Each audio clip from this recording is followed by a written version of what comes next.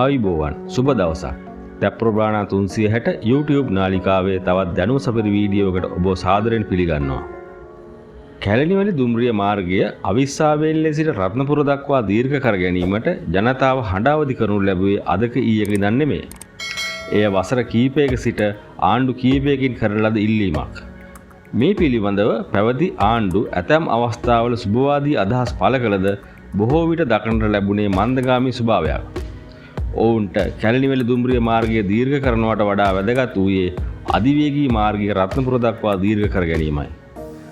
නමුත් ඊට යන වියදමින් 10%ක්වත් වැය නොකර හදන්න පුළුවන් දුම්රිය මාර්ගය ගැන නම් එම පළාතේ දේශපාලඥයන්වත් හඬක් නැගුවේ නැහැ. තවමත් මේ ගැටලුව පවතින්නේ එම තත්ත්වයමයි. නමුත් ජනතාවගේ දැඩි ඉල්ලීමල ප්‍රතිඵලයක් ලෙස වැළලී යමින් තිබූ කැලණිවැලිය දීර්ඝ කිරීම පසුගිය රජය සමයේ යම් ප්‍රබෝධයක් ලැබුවා. එනම් කැලණිවැලිය හම්බන්තොට දක්වා දීර්ඝ කිරීම 2030 වසරේ සංවර්ධන සැලැස්මට ඇතුළත් කෙරුණා. ඊට අදාළව දුම්රිය රක්ෂිතයේ මැනීම් කටයුතු සිදු කරමින් පවතිනවා. එය කැලණිවැලියට ආදරය කරන ජනතාව ලැබූ ජයග්‍රහණයක්. කෙසේ වෙතත් දැන් පාලනය බාරව ඇත්තේ මෙතෙක් කාලයක් බලයට නොපැමිණි රජයක්. ඔවුන් දුම්රිය සම්බන්ධයෙන් වැදගත් ප්‍රතිපත්ති මාලාවක් ඔවුන්ගේ ප්‍රතිපත්ති ප්‍රකාශනයේ ඇතුළත් කර තිබෙනවා. එහි මූලධර්ම ලෙස දක්වා ඇත්තේ ප්‍රවාහනය මහජන සේවයක් බවත් එය පරිසර හිතකාමී, තිරසාර, ආරක්ෂිත හා කාර්යක්ෂම ප්‍රවාහන සේවයක් විය යුතු බවයි. පවතින දුම්රිය මාර්ග නවීකරණය කර විධිමත් නඩත්තු වැඩපිළිවෙලක් හඳුන්වා දී නවීන තාක්ෂණයෙන් යුත් ස්වයංක්‍රීය සංඥා පද්ධතියක් ස්ථාපනය කිරීම, අවශ්‍යතා පදනමින් ක්‍රමානුකූලව ප්‍රධාන දුම්රිය මාර්ග මන්තිරු 2ක මාර්ග ලෙසත් ප්‍රධාන නගර ආශ්‍රිතව මන්තිරු 3 මාර්ග ලෙසත් වැඩි දියුණු කිරීම තවත් අරමුණක්.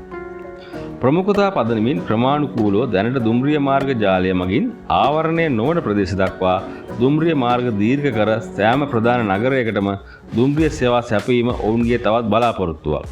දුම්රිය මැදිරි වැඩිපුර යෙදවීම, දුම්රිය ගමන් වාර වැඩි කිරීමෙන් උදෑසන සිට මධ්‍යම රාත්‍රිය දක්වා කාර්යක්ෂම දුම්රිය සේවාවක් පවත්වා ගැනීමටත් ක්‍රමානුකූලව දුම්රිය පද්ධතිය විදුලි බලයෙන් ක්‍රියාත්මක කරන දුම්රිය දක්වා වැඩි දියුණු කිරීමත් ඔවුන්ගේ ප්‍රතිපත්ති ප්‍රකාශනයේ සඳහන්ව තිබෙනවා.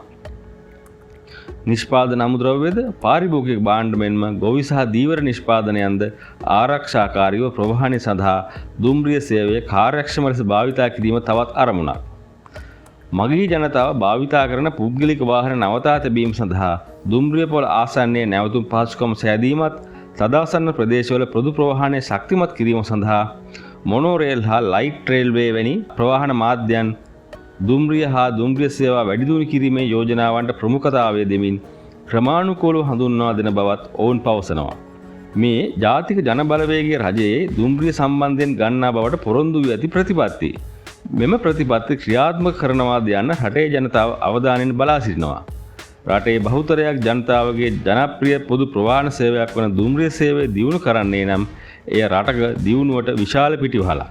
ඔබ තවමත් අපගේ YouTube නාලිකාව subscribe කර නැතිනම් දැන්ම අපව subscribe කර දිගටම මෙවැනි දැනුම සපිරි වීඩියෝ නැරඹීම සඳහා අප සමග රැඳී සිටින්න කියා ඔබගෙන් ඉල්ලා සිටිනවා. ඔබට සුබ දවසක්.